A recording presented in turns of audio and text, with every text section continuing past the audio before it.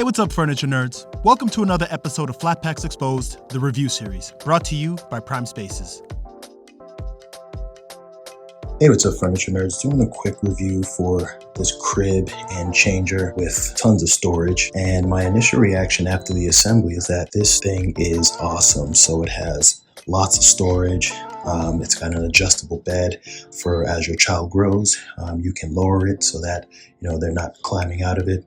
So let's quickly take a look at everything that this thing has to offer in case you're looking at this or another one that you may be considering for your child. So on the bottom, it has this very large and spacious pull-out drawer, and you can fit a ton of stuff in it. But this actually extends a little bit further back, right? So you have the front of the dresser here, but then you have a ton of extra space in the back for you to store stuff. So I think that's a really, really nice addition there. And moving over here, you have 3 drawers in this tower right here. And these drawers are pretty spacious as well. So I'm just going to put my hand inside so you can get an idea of how large it is. Right, so pretty decent sized space.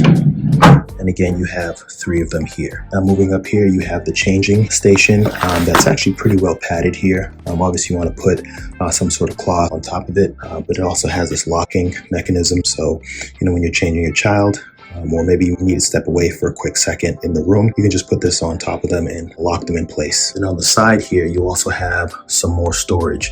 And this is actually a movable shelf. So if you see, I can move it up here.